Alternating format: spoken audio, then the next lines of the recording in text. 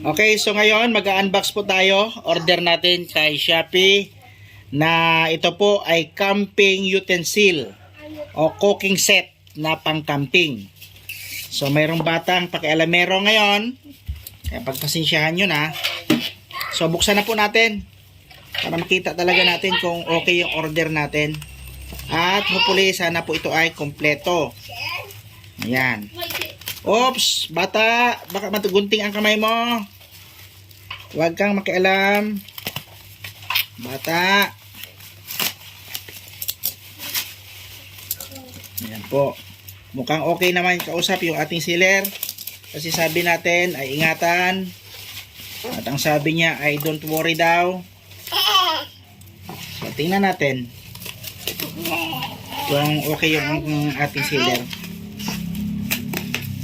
Kasi pag okay yan, makakaulit tayo sa kanya.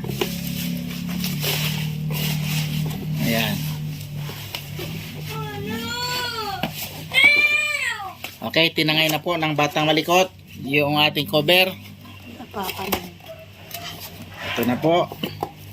Kaya po tayo nag-order nito. Dahil ito po ay magandang gamitin. At isa pa, maganda yung reviews niya. Hopefully, tama yung pinadala sa atin. Ang order po natin ay 4 to 5 person po ito. Ayan. So, ito dapat ina-expect ko ito na ito ay 4 po ito. 4 na lutuan. Ayan. Una, mayroon siyang plato. No? May plato. Ayan. Plato. Ay, 2 plato. Tapos ito yung takip. Ito yung takip sa takuri. Ito naman mayroon siyang 4 na tasa, pinakamamangkok niya maliit. 4 po 'yan, oh. Ay hindi, 5 pala ito. Ayan, 5 piraso. Okay. Tapos nandito yung kanyang takuri na napaka-cute. Oh, mayroon pa nito. Ano ito? Pangsandok ata ng sabaw to. O sa juice. Sabaw. Ayan, ganyan po yan. Paano ito? Ayan, ganyan po yan.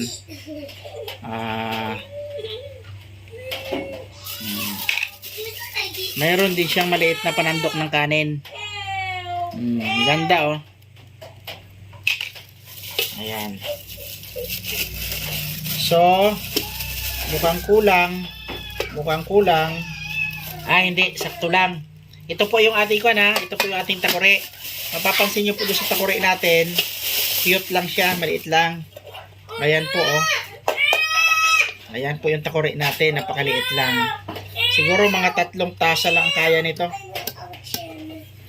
3 tasa lang kaya. Kaso sobrang kuha naman ito. Sa bagay, hindi nila pwedeng horizontal kasi sayad na. Ito po naman yung kanyang another na kwan. Ayan. Okay, ganda. Malalim din po siya. Pwede tayong luto ng noodles dito. Ito naman yung kanyang malalim na lutuan. Ito pwede tayo dito sa kwan, sa ulam. Sa ulam na may sabaw, malalim-lalim. Pwede din kanin, depende. Pwedeng pagpalitin kasi yung 2 na yun, eh, yun, oh. Yan, pwedeng pagpalitin yan. At ito, depende sa dami ng tao nakakain. Ayan. Okay. And then yung ating pangmalakasan na kawali. Okay naman yung kawali niya, oh. Malaki din, oh, cute. Aluminum to, mga kaibigan. Aluminum to. Kuwan lang siya, sakto lang siya. Hindi po siya makapal, tama lang. Yan. At mukhang kuwan naman siya matibay kasi double lock siya, oh. Double lock siya. Hindi siya basta naka-welding lang. Ayan. So, pwede tayo magprito dito. Ang kagandahan dito, pag magprito ka, ay hindi basta-basta mabububo kasi malalim. Hindi na to. Ayan. So far, ay, kung naman, okay naman yung ating kwan. Okay yung order natin, kompleto. Ayan, oh. Ayan. So, nabili lang natin ito sa halagang 1,099. Ayan. Kompleto po yan. Tataki po natin ito dito sa ating takore. Ayan, napaka-cute yung takore natin. And then, ito naman po ay dito sa ating isa na ito. Ayan. Ganda.